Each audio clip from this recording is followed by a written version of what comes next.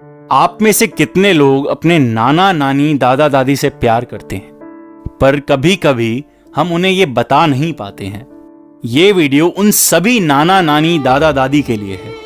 अगर आपको पसंद आए तो प्लीज लाइक करें, कमेंट करें और ज्यादा से ज्यादा शेयर करें। अगर अभी तक आपने हमारा चैनल सब्सक्राइब नहीं कर रखा है तो प्लीज चैनल भी सब्सक्राइब करें और बेल आइकन जरूर दबाएं। भैया चाय लेंगे? आशा दीदी ने मुझसे पूछा। बाहर बारिश शुरू हो गई थी।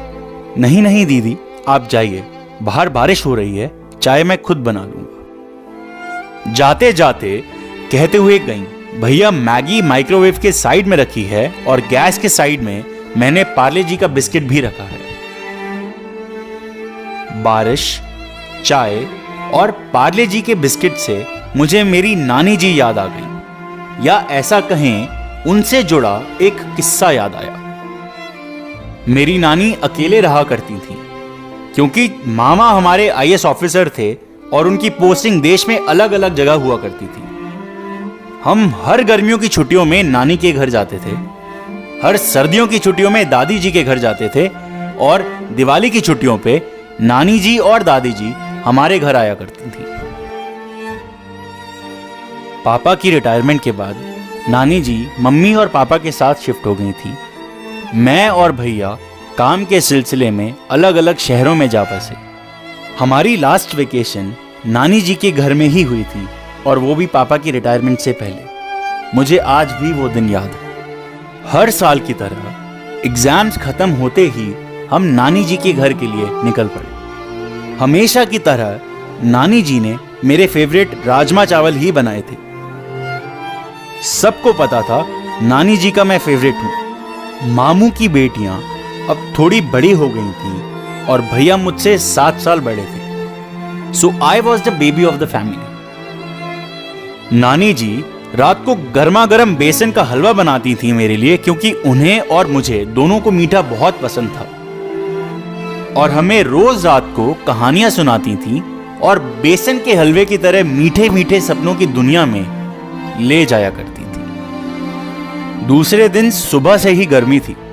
ठंडे ठंडे पानी में रखे आम हम सबको ललचा रहे थे। अचानक बारिश शुरू हो गई और धीरे धीरे पानी की कुछ बूंदें हम पर गिरने लगी। मैं और भैया डांस करने लगे और हमें देखा देख नानी जी हंसने लगी। तभी पापा मम्मी से बोले, अरे सुनो, चाय और पकौड़े बना दो। आलू खत्म हो गए हैं, सिर्फ प्याज बचे हैं। मां बोलकर किचन में पकौड़े बनाने चली गई। भूख तो मुझे भी लगी थी, मगर मुझे प्याज ना पसंद नहीं थे। तभी नानी जी ने मुझे अपने कमरे में बुलाया और एक पार्ले जी का पैकेट मुझे पकड़ा दिया। मैं खुश हो गया। नानी जी हमेशा मुझे समझा करती थी, चाहे वो पार्ले जी का बिस्किट देना हो या भैया से छुप छुपा कर चॉकलेट देना ही क्यों ना हो। कसम से क्या दिन थे वो। अगले साल भैया के 12th के एग्जाम्स के चक्कर में हम नानी जी के घर नहीं जा पाए और अगले साल हमें यह भी पता चला कि नानी जी को अल्जाइमर्स करके कोई डिजीज है, वो हुई है। हम दिवाली की छुट्टियों पे नानी जी से मिलने तो गए। नानी जी कजन बहनों के साथ ज्यादा क्लोज लगी और भैया मोहल्ले के दोस्तों के साथ बिजी रहते और दिन भर नानी जी सोया करती। पापा मामा के साथ बिजी रहते तो मम्मी मामी के साथ बिजी रहती और मैं बिल्कुल अकेला सा पड़ गया था। फिर मैं भी अपनी पढ़ाई में बिजी हो गया और नानी जी को टाइम नहीं दे पाता। I felt bad after my last trip, so avoiding her sort of became easy. फिर जब भी नानी जी का फोन आता तो मैं एक्सक्यूज बना देता और अगर कभी नानी जी से मिलना पड़ता तो मैं गुस्सा हो जाता अगर वो मुझे भैया के नाम से बुलाती। तब like any teenager I didn't knew what Alzheimer disease was. और सच कहूं तो नानी जी मुझे इरिटेटिंग लगने लग गई थी। वो अपने में ही ज्यादा बिजी रहती और काफी वीक हो गई थी। ना दवाई खाने की चिंता और ना ही खाना और पीने की कोई चिंता। लकीली एक नर्स थी जो डायपर और कपड़ों का ध्यान रखा करती थी, लेकिन पता नहीं क्यों नानी जी को हर काम के लिए मुझे बुलाना होता था। पानी के लिए हो, खाने के लिए हो या किसी और काम के लिए क्यों ना हो। और मैं गुस्से से वो सारा काम करता, लेकिन पता नहीं नानी जी मुझे ही क्यों बुलाती थी।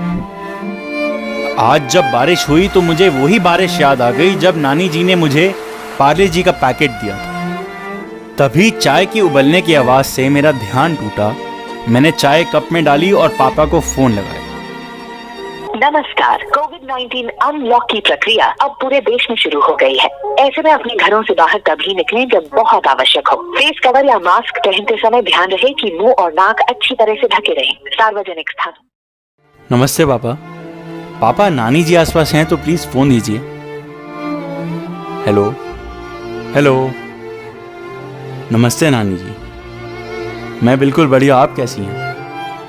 नानी जी, यहाँ पे बारिश हो रही थी। साहिल बेटा, आपने पार्ले जी का बिस्किट खाया? मुझे आज भी याद है, आपको चाय के साथ वो बहुत पसंद है। नानी जी की इस बात के बाद मेरी आंखें भर आईं। पापा ने फोन ले लिया और बोले, बेटा रोज शाम को वो एक पार्ले जी का बिस्किट मंगवाती हैं तुम्हारे लिए और कहती हैं जब साहिल आएगा ये उसके लिए है। मैंने अपना बैग पैक करा और मैं उनसे मिलने अगले दिन ही निकल पड़ा। जब मैं नानी जी के सामने पहुंचा तो वो मुझे पहचान नहीं पाई। बार बार पापा से पूछती कि कौन हूं मैं। रात को मुझसे बोली, क्या तुम मेरे पोते साहिल को जानते हो? पता है तुम्हें, पार्ले जी बिस्किट उसका फेवरेट बिस्किट है। क्या तुम्हें कोई कहानी आती है? मैंने उनको उस रात अपने बचपन की सारी वो कहानियां सुनाई जो कभी उन्होंने मुझे सुनाई थी। जो वक्त मैंने उनके साथ बिताया था उन्हें वो याद दिलाने की कोशिश करी, लेकिन उनको कुछ याद नहीं आया। फिर उनका सर थपथपाते मुझे कब नींद आ गई मुझे पता ही नहीं चला। और सुबह मम्मी की रोने की आवाज से मेरी नींद टूटती है। नानी जी गुजर चुकी थी। उनके चेहरे पे एक मुस्कुराहट थी और मेरे हाथ में पार्ले जी का वो बिस्किट था। मेरी नानी जी को भूलने की बीमारी थी। नर्स ने मुझे बताया वो रोज अपने कांपते हुए हाथों से मेरी फोटो बनाने की कोशिश करती थी, लेकिन हर बार कोई ना कोई अलग चेहरा ही होता था। उन्हें मेरा चेहरा तो याद नहीं था, उन्हें सिर्फ याद था तो मैं। एक जमाना हुआ करता था जब बच्चे अपने दादा दादी नाना नानी के साथ बैठते थे, उनके साथ वक्त बिताते थे, उन्हें अपने किस्से सुनाते थे और उनसे कहानियां सुना करते थे। मगर जैसे जैसे टेक्नोलॉजी बढ़ती गई, हम लोग अपने बड़े बुजुर्गों से थोड़ा दूर होते गए और अब 24 घंटे हम अपने फोनों में ही लगे रहते हैं। ऐसा कहते हैं, बुजुर्ग होने पर दिल बेचारा बच्चा सा हो जाता है। उनका भी दिल करता है कि वो हमारे साथ बैठे, हम उनसे दो बातें करें और वो अपनी दो बातें हमें बताएं, मगर अफसोस हम ऐसा नहीं करते। अभी भी टाइम है आपके पास। जिन जिन के दादा दादी नाना नानी अभी उनके साथ हैं, कृपया करके उनके साथ अच्छा टाइम व्यतीत करें। उन्हें अकेला महसूस ना होने दें, उनकी कद्र करें। हमेशा उनका आदर सत्कार करते रहो और उनका आशीर्वाद लेते रहो। अगर कभी किसी काम के लिए वो हमें मना करें तो इसमें हमारी ही भलाई होती है, वो हमारा कभी बुरा नहीं सोच सकते। बड़ों को इज्जत देना ही काफी नहीं है, और भी बहुत सी चीजें हैं जो हम मिस कर देते हैं। क्यों हम अपने बुजुर्गों को वृद्ध आश्रम यानी कि ओल्ड एज होम्स में छोड़ आते हैं? क्यों, आखिर क्यों? ऐसा क्यों होता है जब हमारे बुजुर्ग हमारे साथ होते हैं तब हम उन्हें भूल जाते हैं, और जब वो दुनिया छोड़कर चले जाते हैं तब हम उन्हें याद करते हैं? प्लीज कमेंट करके जरूर बताएं आखिर ऐसा क्यों होता है, क्यों हम अपने बुजुर्गों को भूल जाते हैं। Thank you.